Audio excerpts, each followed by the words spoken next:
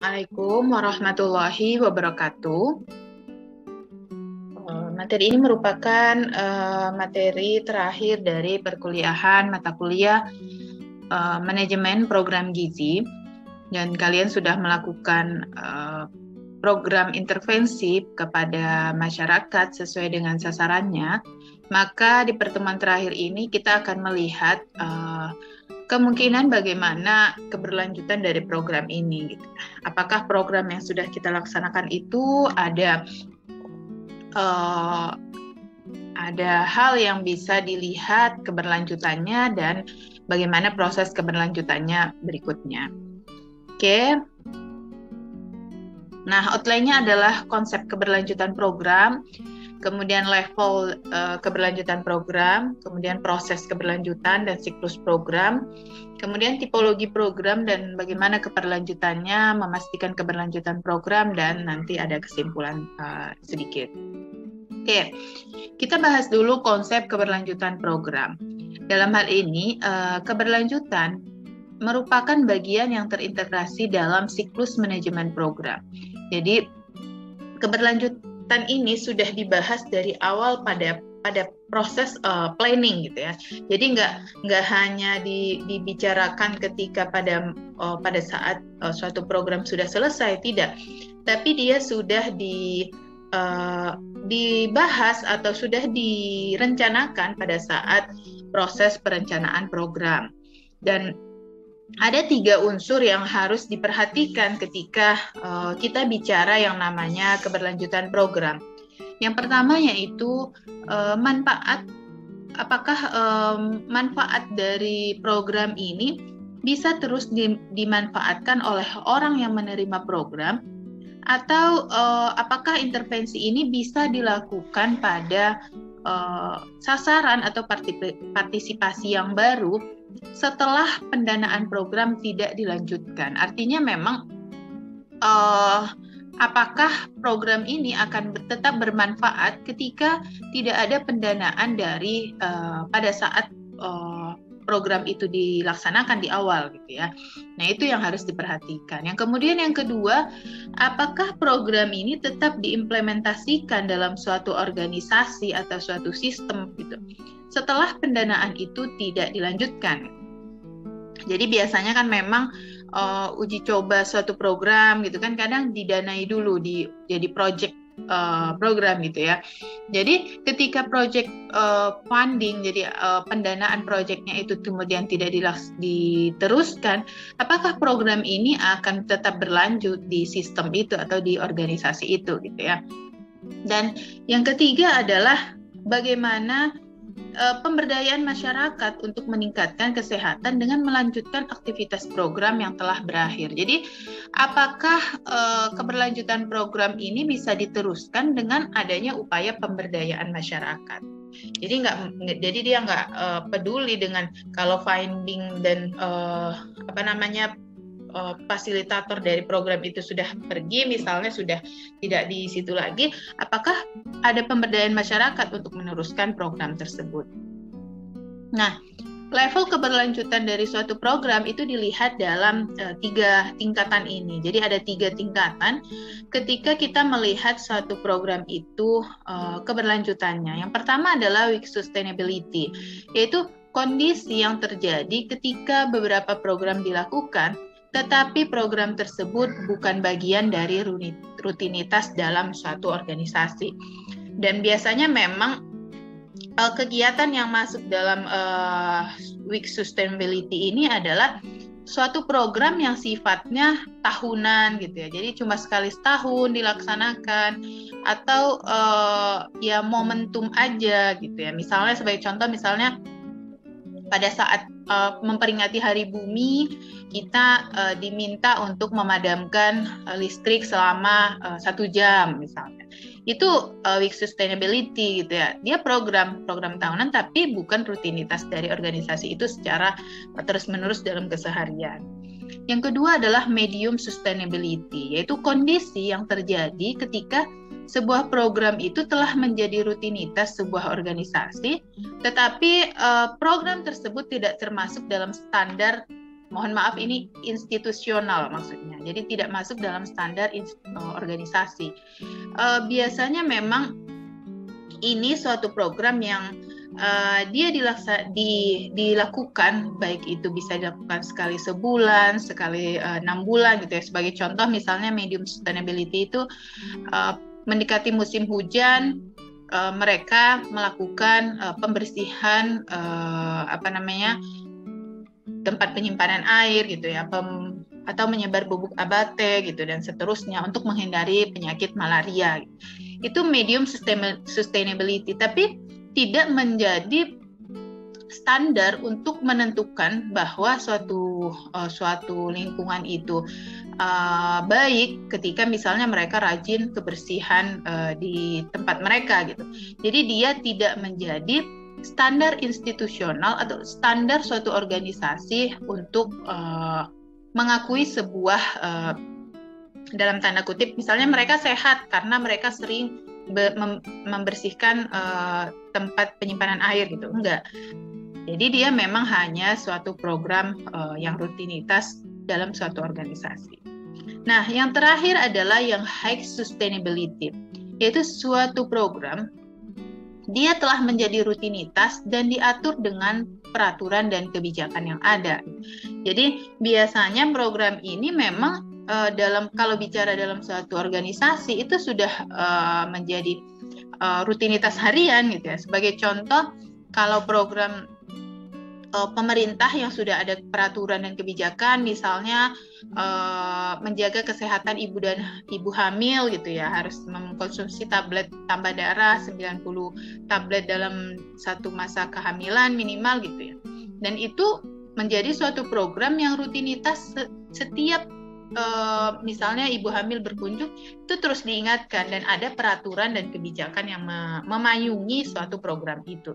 Dan itu akan menjadi rutinitas harian atau bulanan yang dilaporkan. Jadi akan dilaporkan misalnya ibu hamil di daerah ini sekian, kemudian yang sudah mengkonsumsi tablet tambah darah sekian dan seterusnya. Jadi memang kita akan lihat nanti jenis dari program yang sudah kamu lakukan itu masuknya yang weak, yang medium, atau yang high ya. Oke.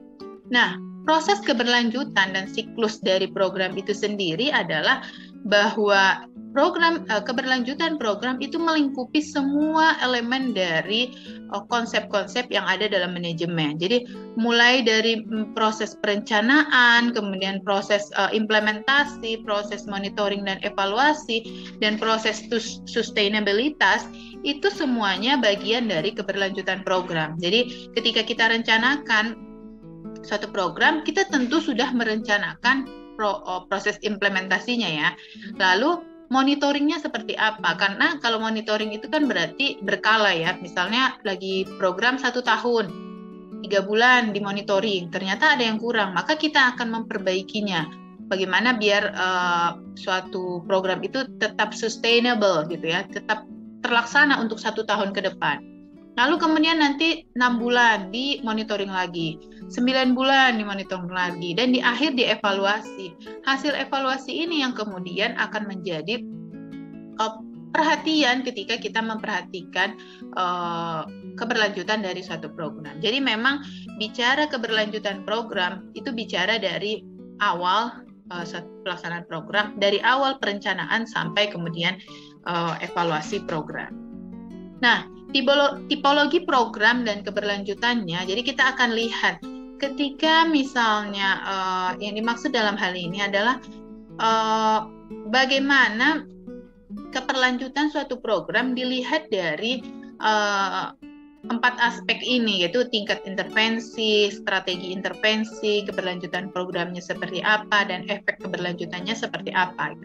Nah, kalau tipologi tingkat intervensinya pada level individu, jadi kalau individu ya contohnya konseling gitu ya, konsultasi gitu, dan biasanya memang kalau individu kalau kita lihat misalnya di rumah sakit gitu ya, konsultasi bidang gizi gitu ya. Jadi memang strategi intervensinya adalah fokus pada informasi, pemodelan, pendidikan, rangka waktu yang relatif singkat untuk dampak awal yang rendah terhadap hasil. Jadi memang Kalau sifatnya ya konseling gitu ya, memang strategi intervensinya adalah lebih kepada edukasi gitu ya, edukasi, kemudian juga menyampaikan hal-hal yang terkait dengan individu tersebut, kemudian diberikan solusinya gitu. Dan program seperti ini keberlanjutannya memerlukan sumber daya yang memadai gitu ya. Karena individu untuk memberikan konseling juga memerlukan sumber daya gitu ya, memerlukan pengetahuan untuk mengupgrade ilmunya dan seterusnya. Dan efek keberlanjutannya rendah dan tidak memiliki efek pervasif, artinya tidak mudah untuk diserap. Jadi rendah, kita akan sulit untuk melanjutkan program ini kalau si individu itu ternyata tidak mengikuti program itu. Kalau dia datang sekali doang konseling, habis itu dia nggak datang lagi, ya tentu tidak ada keberlanjutan program. Ya contohnya saja orang di rumah sakit misalnya, kemudian ketika konseling gizi atau pada saat menanyakan bagaimana makanan di rumah sakit dan seterusnya, mereka menyampaikan, terus kita beri edukasi gitu ya. Setelah itu mereka nggak ke rumah sakit lagi, ya sudah, kita nggak tahu keberlanjutan dari program itu. Jadi itu yang tingkat intervensinya individu. Nah, berikutnya yang tingkat intervensinya organisasi. Jadi fokus pada perubahan organisasi dan praktik kerja individu. Jadi memang kalau pada level ini adalah suatu program itu arahnya adalah individu tapi disampaikan pada organisasi gitu ya.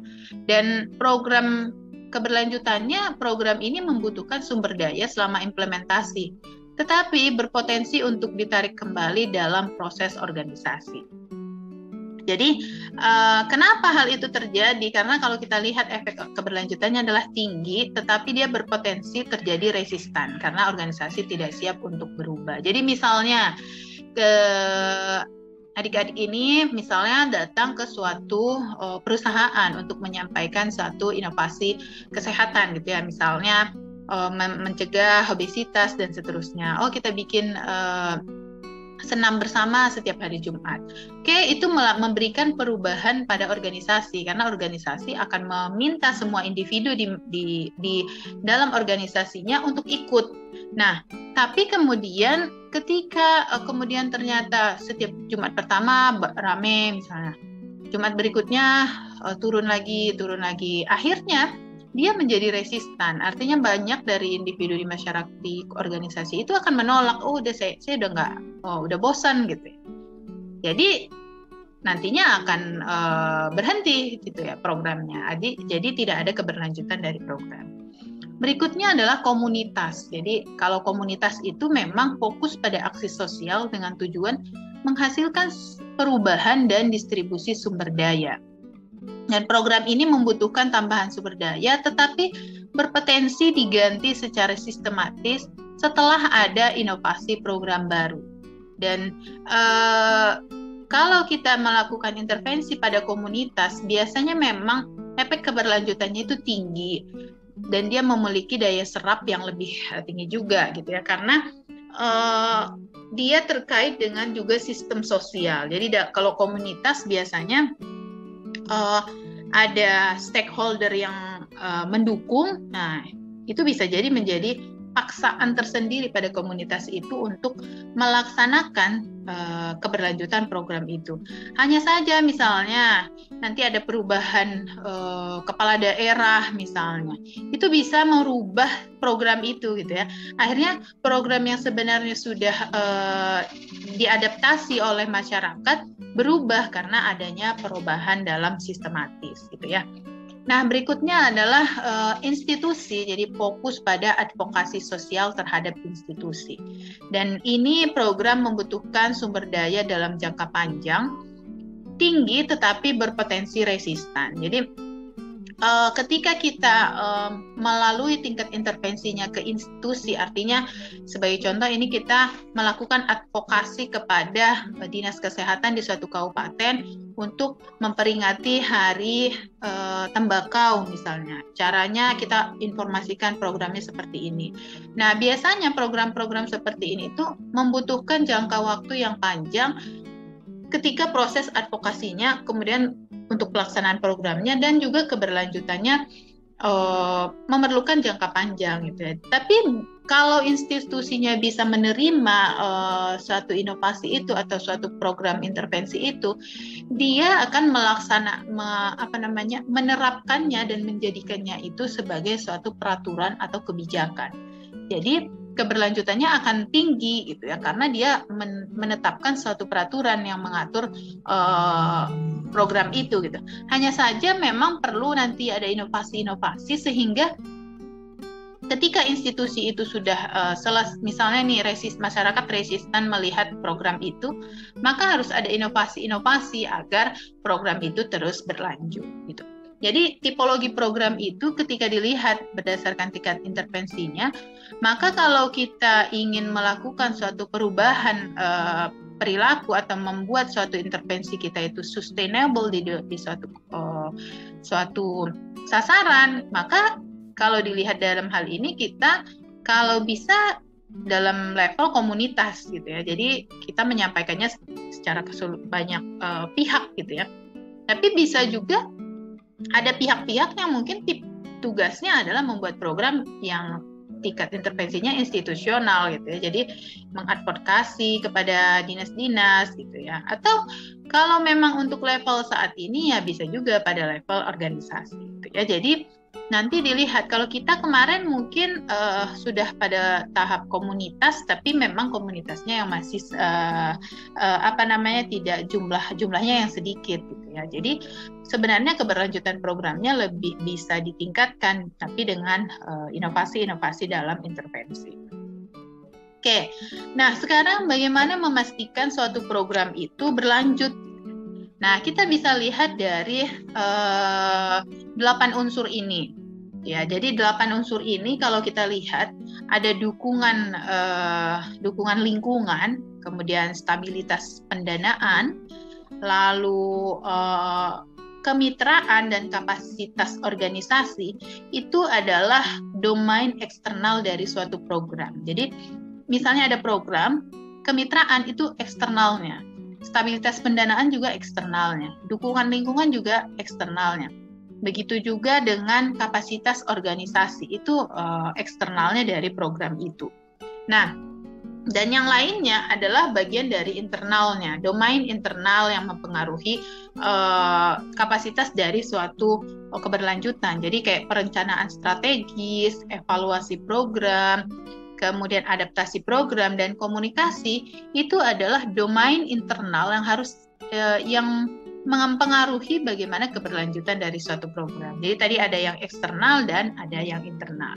Nah, membicarakan yang 8 hal ini, maka kita bisa menilai dari masing-masing domain ini bagian mana yang kemudian menunjukkan bahwa program ini nggak bisa berlanjut karena tidak ada dukungan lingkungan misalnya. Jadi dari 8 ini nanti akan diukur. Misalnya kamu bikin program, kemudian kamu akan ukur 8 unsur ini, 8 domain ini, yang kemudian bisa menjawab, program saya sustainable gitu ya. Program saya ini nggak sustainable, harus ada inovasi gitu ya.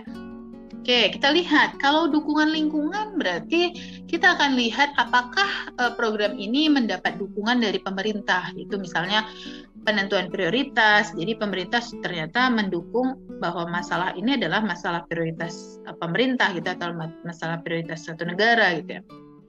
Atau dukungan legislatif berupa peraturan, dukungan advokasi untuk alokasi sumber daya, dukungan masyarakat berupa partisipasi dan sinergi. Itu juga perlu diperhatikan. Jadi nanti bisa dicek ya, di checklist. Ini pemerintah ada prioritas program ini. Peraturan daerah juga ada gitu. Kemudian ada pendanaan untuk program seperti ini gitu. Kemudian masyarakat juga partisipasinya, minatnya tinggi, tapi mungkin perlu ada inovasi. Nah, itu berarti diberikan nilai. Nah, kemudian menilai stabilitas pendanaan. Nah, situasi pendanaan program saat dulu, kini, dan masa depan. Jadi itu harus dilihat. Kalau dulu pendanaan terkait dengan masalah ibu hamil berapa dari pemerintah, baru sekarang berapa, kemudian perencanaan tahun berikutnya berapa. Jadi kalau misalnya nurun, berarti itu keberlanjutan program harus dipertanyakan gitu ya. Jadi itu yang menjadi penilaian. Kemudian ketersediaan sumber pendanaan lain untuk mendukung program. Apakah ada upaya-upaya dari suatu organisasi program itu untuk mencari dana gitu ya. Dan juga yang berikutnya adalah strategi kebijakan pendanaan dan regulasi kebijakan pendanaan. Apakah ada peraturan daerah tersebut yang mengatur bagaimana pendanaan terhadap suatu masalah kesehatan? Nah, itu juga perlu diperhatikan. Oke, berikutnya menilai kemitraan. Jadi struktur kemitraan berarti kan ada dukungan, atau ada kontribusi dari pihak luar terhadap program itu. Jadi kalau kamu kan kemarin masih memang kontribusi dari kampus gitu ya. Nah, kedepannya mungkin akan membuat program cari mitra gitu ya, bikin program mencari mitra, misalnya industri gitu ya, jasa pangan gitu ya, jasa produsen pangan gitu dan seterusnya. Jadi itu juga perlu diperhatikan dari suatu keberlanjutan program. Jadi ini nanti poin-poinnya bisa kamu perhatikan. Berikutnya menilai kapasitas organisasi. Jadi dukungan internal dan sumber daya untuk menjamin keberlanjutan program, kemudian sistem kerja di organisasi itu, kemudian kepemimpinan organisasi dan pengelolaan staf dan sumber daya, kemudian kekuatan dan kelemahan dukungan eksternal dan internal untuk perubahan. Jadi kalau kapasitas organisasi memang bagaimana suatu organisasi dalam pelaksanaan intervensi itu bisa mengelola stafnya untuk bisa melanjutkan program itu. Dan seringkali memang yang menjadi permasalahan dari suatu program, misalnya ternyata petugas program itu hanya di-hire misalnya 1 bulan misalnya, atau 6 bulan misalnya. Dia di-hire-nya 6 bulan, kemudian berikutnya di siklus berikutnya ganti orang gitu ya, ganti petugas. Nah, itu juga kadang bisa menjadi permasalahan dari keberlanjutan suatu program. Nah, menilai evaluasi, apakah ada evaluasi secara berkala, kemudian apakah hasil evaluasi itu digunakan untuk penguatan program dalam menjamin sustainability, kemudian kapasitas evaluator dalam melakukan evaluasi program yang berkualitas dan standar regulasinya seperti apa, standar evaluasinya gitu ya. Kemudian adakah diseminasi hasil evaluasi dibagikan kepada publik. Jadi kayak kemarin kamu bikin program, makanya Ibu minta untuk membuat intisari atau sari dari hasil program itu kemudian sampai pada level evaluasi adalah untuk menilai apakah hasil evaluasi kamu itu disampaikan ke publik atau tidak.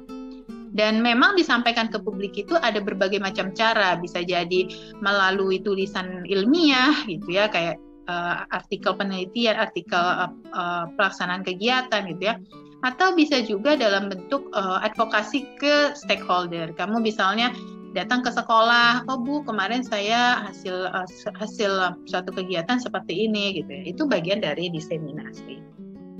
Berikutnya adalah menilai adaptasi. Jadi program yang proaktif beradaptasi terhadap perubahan. Jadi memang suatu program itu nggak akan bertahan dalam jangka waktu yang lama gitu. Ada jangka waktunya, seperti kalau kita lihat kurva inovasi dan waktu gitu ya. Berarti satu inovasi itu ada masa waktunya sampai pada tahap masyarakat itu saturation gitu ya, melihat suatu program. Maka perlu ada inovasi untuk beradaptasi terhadap perubahan yang ada. Dan bagaimana program memutuskan untuk tidak melanjutkan komponen yang tidak efektif, itu juga perlu diperhatikan. Kemudian kemampuan adaptasi program dapat menjamin keberlanjutan program. Dan program mampu beradaptasi dengan ilmu serta strategi yang baru. Jadi menilai adaptasi suatu program itu berarti dia sudah ada perencanaan ketika misalnya ada perubahan-perubahan di sistem gitu ya. Sebagai contoh misalnya kayak sekarang kan nih COVID, kita sudah melihat berbagai adaptasi program yang dilakukan untuk pencegahan penularan COVID, yang awalnya harus stay at home gitu ya, kemudian masyarakat kemudian harus bekerja dengan kemudian ada perubahan program yaitu protokol kesehatan gitu ya, kemudian masyarakat mulai jenuh harus berlibur misalnya, ada peraturan dalam wisata dan seterusnya. Itu bagian dari adaptasi program atau inovasi peraturan-peraturan yang ada. Oke. Berikutnya adalah menilai komunikasi. Nah, pesan penting program harus dikomunikasikan kepada stakeholder atau masyarakat. Dan strategi komunikasi yang dilakukan untuk menjaga dukungan publik terhadap program. Nah, ini juga harus diperhatikan. Apakah sudah ada perencanaannya? Kalau nggak ada, berarti komunikasinya kurang gitu ya. Bagian komunikasi ini kurang. Kemudian efektivitas komunikasi dapat meningkatkan kesadaran masyarakat. Jadi ini juga menjadi bagian yang harus dinilai gitu ya, apakah program ini berlanjut atau tidak. Lalu mekanisme menerima umpan balik dari masyarakat terhadap program. Dan apakah ada kendala dalam mengkomunikasikan program. Nah, ini juga harus disusun secara detail, dinilai apakah program kita ini memenuhi standar ini gitu ya. Kalau ternyata dia tidak menyusun mekanisme menerima umpan balik dari masyarakat, nah itu perlu dipertimbangkan ya, harus diperhatikan juga bagaimana mekanismenya. Kemudian menilai perencanaan strategis. Nah,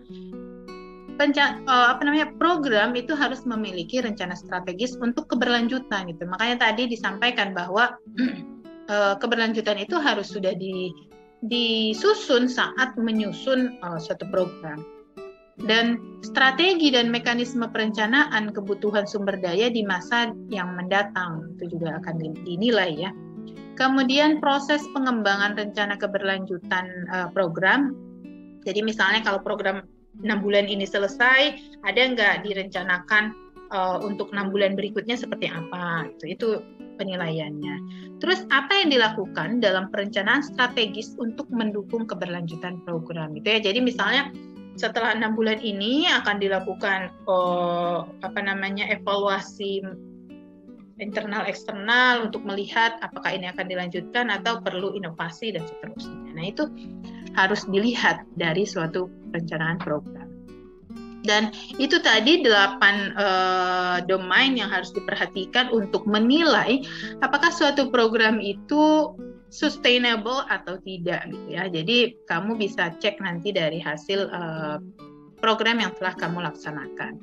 Nah, kesimpulannya bahwa keberlanjutan program dipengaruhi oleh kemampuan organisasi untuk mempertimbangkan struktur sosial keberlanjutan dari program itu.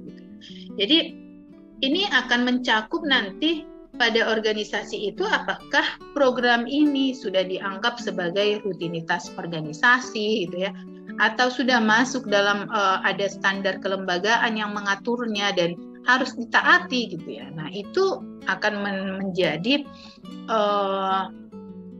jaminan dari keberlanjutan suatu program. Jadi, dan untuk menjamin keberlanjutan dari suatu program, maka bisa dinilai dari 8 domain yang ada, baik itu domainnya eksternal maupun domainnya internal. Oke, demikian materi yang disampaikan untuk terakhir pertemuan kita. Kurang dan lebihnya Ibu mohon maaf. Terima kasih atas perhatiannya. Wassalamualaikum warahmatullahi wabarakatuh.